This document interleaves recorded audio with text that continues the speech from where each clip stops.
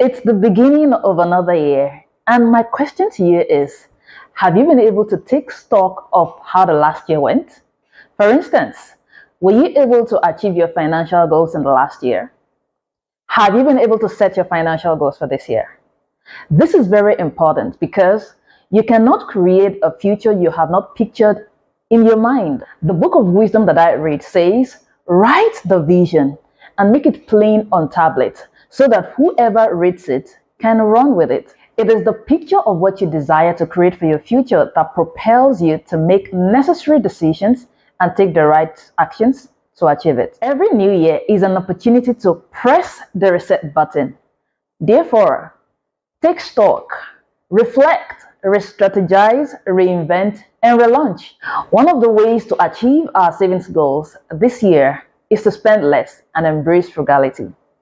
For instance, if by cutting down on your expenses, you are able to save $100 a month at 10% annual compounding interest rate, then by the end of 5 years, you would have saved $7,326, while you would have saved $19,125 at the end of 10 years. Let me share with you some of the things that I do to reduce my spending in order to save more. Number one, I stopped comparing myself to others.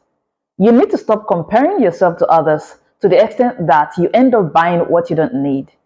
For example, if the Joneses or some of your friends decide to upgrade their phones to the latest version or their cars to the latest model, you don't have to follow suit just so that you can feel among. Now, don't get me wrong. There is nothing wrong with getting the latest version or the latest model of anything if you need it. The underlined word is need. What I'm trying to say is that it just doesn't make much sense to buy what you don't need just to impress the people that either don't like you or don't care about your existence.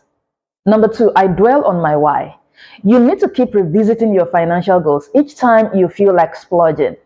It will remind you of the reasons you need to be financially disciplined and embrace frugality. When you continuously have the end game in mind, it fuels your determination to achieve your financial goals. Number three, I explore the thrift stores before considering the big stores. You will be amazed at what you are able to find in a thrift store if you take your time to search for the quality items that you want to buy.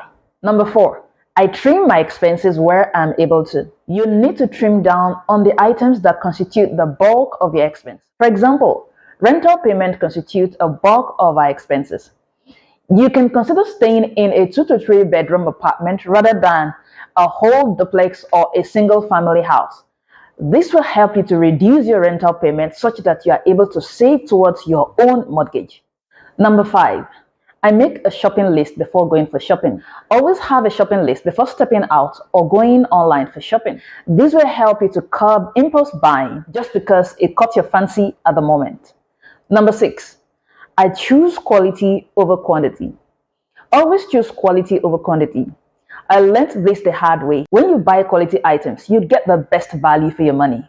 This will ultimately save you money in the long run because quality items will last you longer than the cheap items that you have to replace few months down the line. Number seven, I adopt home cooking. Home cooking is a big money saver because most times you already have most of your cooking ingredients at home. And when you need to buy them, same ingredients can be used for multiple subsequent cooking. So rather than eating out all the time where you have to spend extra money on transportation to get to where the restaurant is, tips for the waiter, and so on, cook your meal. And the other advantage is it's also healthy. And for the 9 to 5ers, always pack your lunch box or lunch bag while setting out or getting ready for work in the morning. The daily 5 days in the week savings will eventually add up. Trust me. Kindly note, it is okay to give yourself a treat occasionally. You have worked for your money, so you need to enjoy it. It is just that you should not make it a habit of eating out every day. Number 8, I do bulk purchase. It is advisable to buy the things you use frequently in bulk. Make sure to check the expiry date on the things you buy and do your usage forecast correctly so that your stored items don't get expired. Personally, I take inventory of my groceries on a monthly basis and restock on a monthly basis as well.